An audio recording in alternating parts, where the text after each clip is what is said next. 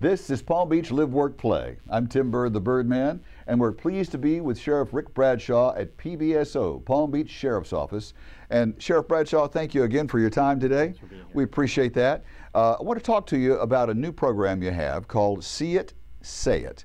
It's an outreach to the community to help the Sheriff's Office. Tell me a little bit about that. You know, Homeland Security has always been, you know, the traditional thing about intelligence gathering and what we get from law enforcement sources and different methods in gathering information. One of the pieces of the puzzle that law enforcement was missing was the connection with business people and citizens in the community. Right. Because there's a lot of information in there. It's like security guards in gated communities. They know everything that's going on. Yeah. Citizens in their own neighborhood know everything that's going on. And given the fact that the face of terrorism has changed so much in the last 10 years to where it's not such a definable entity like Al-Qaeda, that we're dealing more with these what we call stray dogs or lone wolves, where they're people that live in the United States that just snap out and go into movie theaters and shoot people and do bad things. Yes. People in the neighborhoods and business people kind of have an idea of people that are acting strange or are not right or somebody that needs to be looked at, Yeah. and we need to open up that avenue of communication. Right. So not only has the Sheriff's Office, you know, bought into the program of See Something, Say Something, it's also a statewide mandate that it's out there for people to contact the law enforcement agency if they see something they believe is not right. Right. So we encourage people to get involved with that. In fact, we're looking for people to get involved with it from the business sector, whether you're a realtor or work at an exterminating company or have a business in the community where you're dealing with a lot of people in the community, Right. or if you're just an average citizen that wants to be part of something that's in your neighborhood or the gated community that you live in, they can contact us. It's 688-3000, and they can ask for the Homeland Security Bureau, and then we'll be happy to get involved with them, because there's a lot of information out there that we'd like to get. You know, I would think that, I guess in 2013 there'll be a big initiative to get those business people and their businesses and citizens involved, and we certainly want to be a part of that at Palm Beach. It's valuable information that's Yeah. out there. We just got to connect to people. Absolutely. Now, speaking of Homeland Security, they've brought a whole lot to the table as far as lengthening your arm of the law and keeping our communities safe. Can you speak to that a little bit? Yeah, in April, this agency, the Sheriff's Office, became the lead agency for all of domestic security in South Florida. In fact, I'm the chairman of all domestic security from Martin County to Key West. Wow. So as the lead agency now, you know, the Homeland Security funds come here, and then it's distributed throughout South Florida. Yes. It used to go to Miami, now it will come here. And then we're the central repository for coordinating with the FBI, Joint Terrorist Task Force, and other agencies throughout South Florida, almost 150 different police agencies. Once every 3 months we get together, we have a meeting, all the disciplines come together, and we talk about strategies if things will happen. 2 days ago we had a tabletop exercise with some local community leaders to make sure that they understand what everybody's responsibility is. So our ability to network throughout South Florida and really take a leadership role is something we're very proud of. Wow, that's tremendous.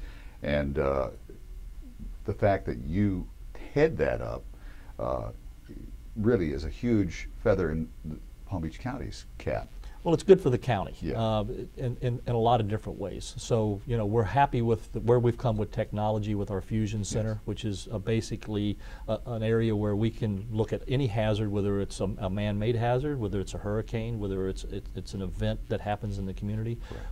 We can gather all that information, collate it with our analysts, get it out to our field units. Right. We can downlink video from our aircraft into that area to see what the event is.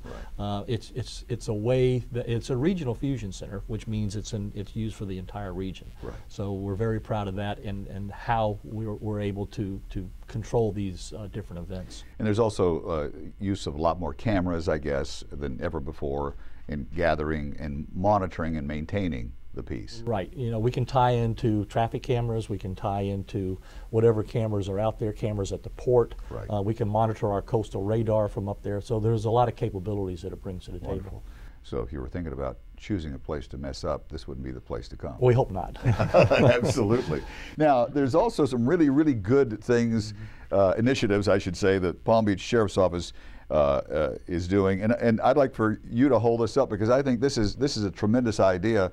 It's a booklet that PBSO, with their initiative into the elementary schools, and I'd like for you to comment on that. This is the first edition, called On the Force with Finnegan and Dakota, and it's a use of dogs and children. Tell us a little bit about that. When you're please. dealing with kids in the elementary schools, you know, Yes. sometimes they're a little apprehensive about talking with adults, or even getting involved with them, or even listening to them. Sure.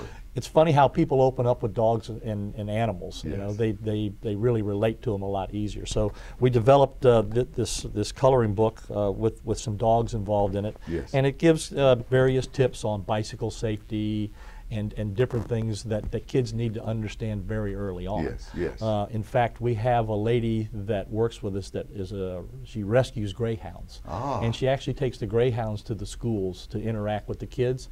And of course, while they're petting the dogs and everything, we're constantly giving them safety tips about strangers and what not to do, Yes. and safety tips. Yes. And they kind of absorb it a lot better, because they're comfortable around the dogs. Right, right. So it's been a very good program. Well, and speaking of not talking to strangers, there's a second edition. I have a little rough draft of it here, and it's On the Force with Finnegan and Dory, The Dangers of Talking with Strangers, which I think is tremendous to get this initiative out into elementary schools, and to create the awareness at a very young age to be very careful.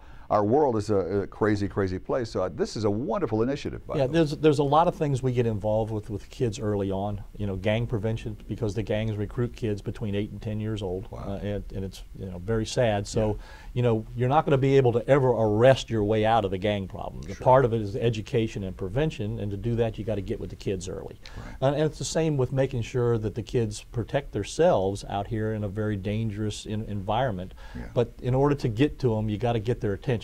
And it seems like the dogs are a way that we get their attention, and they're actually paying, a little bit closer attention to what we're talking about, Right. and listening to us. So it's kind of an icebreaker. Well, now, doesn't PBSO have a dog walk? Yes. I mean, did I get that right? Yeah, it is. It's on February 24th. Oh, it's at okay. Okehilly Park, and we usually have between 1,000 and 1,500 people. They bring their dogs. We have a walk and a run, a 5K run. Oh, nice. A lot of the vets and the animal providers in the county come there and set up booths for people to bring their dogs and talk to them, and there's free giveaways and everything. Yes. It's a very popular event, so we encourage everybody to come there.